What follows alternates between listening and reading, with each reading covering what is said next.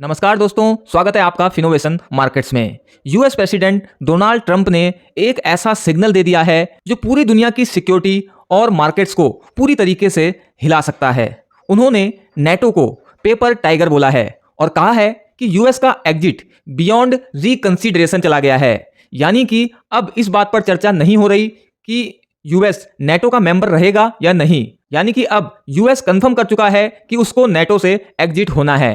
तो अब ऐसे में सवाल यह है कि अगर यूएस नेटो से बाहर निकलता है तो दुनिया पर इसका क्या इंपैक्ट पड़ेगा, ग्लोबल स्टॉक मार्केट पर, इंडियन स्टॉक मार्केट पर इसका क्या इंपैक्ट देखने को मिलने वाला है। तो इस पूरे मामले को समझें उससे पहले सबसे पहले सिंपल शब्दों में समझिए कि आखिर नेटो है क्या। नेटो की फुल फॉर्म है नॉर्थ अटलांटिक ट्रीटी ऑर्गेनाइजेशन। 1949 में इसको बनाया गया था और आज की बात करें तो इसमें 32 कंट्रीज हैं जिसमें यूएस और यूरोप के कई बड़े देश शामिल हैं। इसका सबसे इंपॉर्टेंट रूल जो है वो है आर्टिकल 5। मतलब अगर नेटो के जो मेंबर हैं उसमें से किसी भी मेंबर पर अटैक होता है तो उसे नेटो के जितने मेंबर हैं उन सब पर अटैक माना जाएगा। नेटो की जो शुरुआत है वो कोल्ड वॉर के टाइम पर हुई थी, जब सोवियत यूनियन के खिलाफ एक स्ट्रॉन्ग गठबंधन की जरूरत थी। इसी वजह से इसको बनाया गया था। तो अब करंट सिचुएशन क्या चल रही है? ट्रंप नेटो के मेंबर्स से नाराज हैं। उनका कहना है कि ईरान के साथ यूएस का जो कॉन्फ्लिक्ट चल रहा है उसमें यूरोप यूएस का साथ नहीं दे रहा है। इटली और स्पेन ने भी यूएस मिलिट्री एयरक्राफ्ट को अपने बेसिस और एयर स्पेस यूज करने से मना कर दिया है। इसके अलावा यूके ने भी क्लियर कर दिया है कि ईरान के साथ यूएस का जो कॉन्फ्लिक्ट चल रहा है वो उनका वार नहीं है।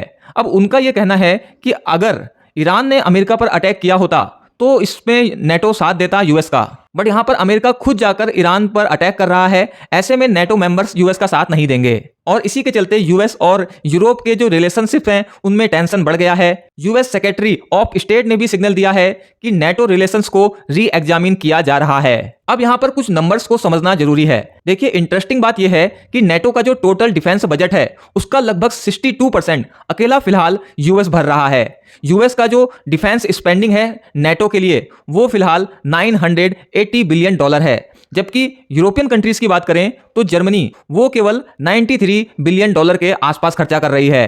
इसके अलावा यूरोप में अभी भी 85,000 से ज्यादा यूएस ट्रूप्स डिप्लॉय हैं जो कि वहां पर यूरोपियन कंट्री की सिक्योरिटी के लिए डिप्लॉय किए गए हैं। इसके अलावा नेटो का एक रूल है जिसके अकॉर्डिंग नेटो के जितने भी मेंबर हैं उन मेंबर्स को अपनी जीडीपी का 2% डिफेंस पर खर्च करना चाहिए, लेकिन सब कंट्रीज ये नियम फॉलो नहीं कर रही हैं। तो अब प्रॉब्लम ये हो गई है कि यूएस का मानना है कि यूरोपियन जो कंट्रीज हैं वो उनके सिक्योरिटी सिस्टम का फायदा उठा रही हैं।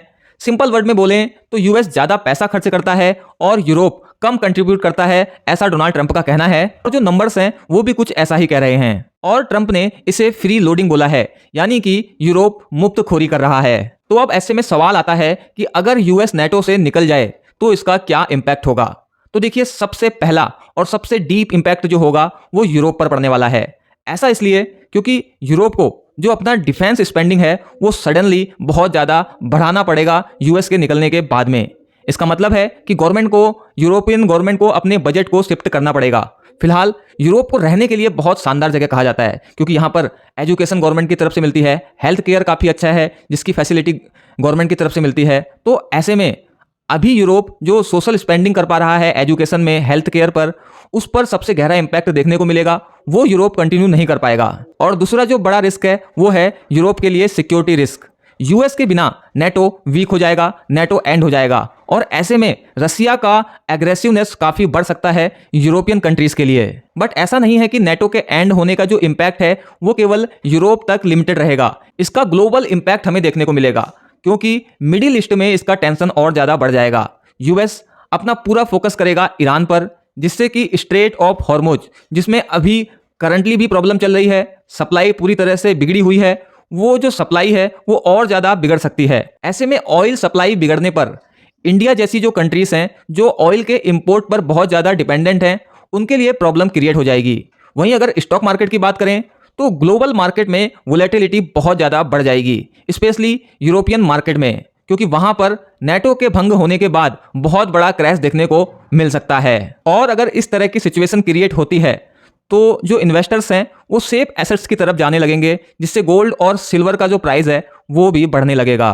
तो अब सवाल ये है कि ट्रंप के अनाउंसमेंट के बाद क्या यूएस डायरेक्टली नेटो से बाहर हो सकता है?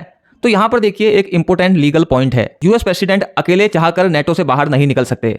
इसके लिए यूएस सीनेट की 2/3 मेजोरिटी चाहिए या फिर कांग्रेस का अप्रूवल जरूरी है। इसके अलावा नेटो के जो लीडर्स हैं वो भी सिचुएशन को हैंडल करने की कोशिश कर रहे हैं, तो देखना होगा कि आगे इस पर क्या डिसीजन होता है। हालांकि ट्रंप अपना रुख साफ कर चुके हैं कि उनको नेटो से एग्जिट लेना है और इस पूरी सिचुएशन पर चाइना और रसिया अपनी पूरी नजरें लगा के बैठे हैं, क्योंकि ये सिचुएशन उनके लिए बहुत इंपॉर्टेंट है। और अगर यूएस नेटो से बाहर निकलता है तो उसके कुछ ही टाइम बाद आप देखिएगा चाइना और रसिया किस तरीके से अपना स्ट्रेटेजी चेंज करते हैं यूरोप के लिए। तो सिंपल वर्ड में अगर मैं इस पूरी वीडियो को सम अप करूं तो ट्रंप नेटो से एग्जिट करने का सिग्नल दे चुके हैं, क्योंकि उन्हें लगता है कि यूएस ज्यादा बर्डन उठा रहा है इस गठबंधन में। इसके अलावा मेन पॉइंट तो यह है कि ईरान के साथ जो कॉन्फ्लिक्ट चल रहा है यूएस का, उसमें यूरोपियन कंट्रीज उनका साथ नहीं दे रही, जिससे ट्रंप का ईगो हर्ट हुआ है। इसके बाद हमने बात की कि अगर यूएस नेटो से बाहर हो जाता है तो इसका जो इंपैक्ट है वो ग्लोबल सिक्योरिटी, ऑयल सप्लाई और मार्केट सब जगह देखने को मिलेगा।